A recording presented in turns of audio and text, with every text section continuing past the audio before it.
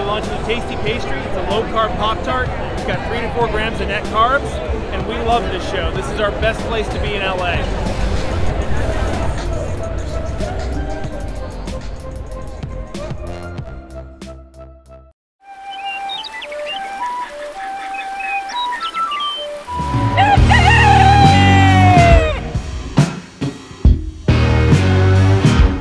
Welcome back to Legendary Foods Muscle in the Morning. I'm Dave Palumbo, and today is Friday, September 24th, 2021. And let's find out what's going on in the world of bodybuilding and fitness. Hey, I have a serious question for you guys. Out of all of you out there who are watching the show right now, how many of you honestly thought that Brandon Curry would be crowned Olympia champ back in 19? The reason I ask is because I can't remember anyone saying it. There were a lot of talk about Ramy and William Bonac, but I had a hard time coming up with one person who predicted Brandon as the winner. And here's the thing, no one's giving him a shot this year either. Only this time around, he's better than he was then. He's bigger, his legs are better, and he's in better shape. So if everyone wants to pretend like he isn't a real threat to win this year, that's fine. But let's not all have memories that are so short that we forget what happened 2 years ago, because he proved everyone wrong then, and he could be just as easily turn that around and do it again this year.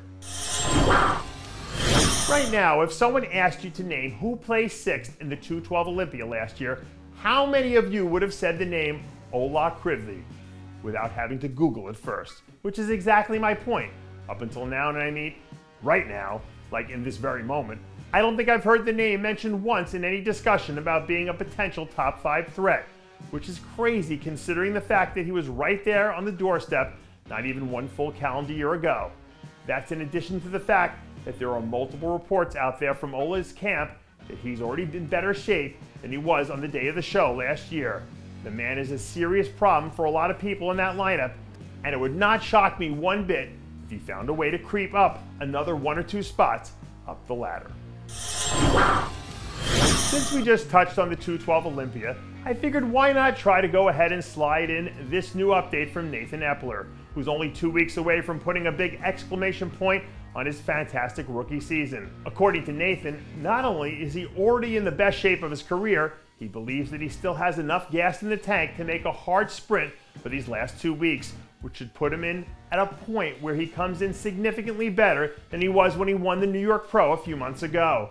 Obviously, we know that breaking the top 5 or 6 in this division is a monumental task, but we just talked about it in the last segment, but that doesn't mean it isn't possible. Nathan's already knocked off a handful of really talented 212ers this year, which means that it would be a big mistake for people to think that he can't turn around and do it again. And finally, we're closing things out today by sending a big get well soon shout out to Larry Wheels, who looks like he's going to be on the shelf for a while. He was attempting a 900-pound squat last week. According to reports, Larry said that he'd actually suffered a small quad tear in the gym a few days earlier, but thought that he felt good enough to still attempt the 900 before everything went bad in a hurry. Thankfully, he wasn't seriously injured outside of the obvious, but it is still a quad tear, which means that he won't be back under 900 pounds anytime soon. But Larry does have some kind of superhuman DNA running through his veins, so knowing him, he might grow a whole new leg in 72 hours and be good to go.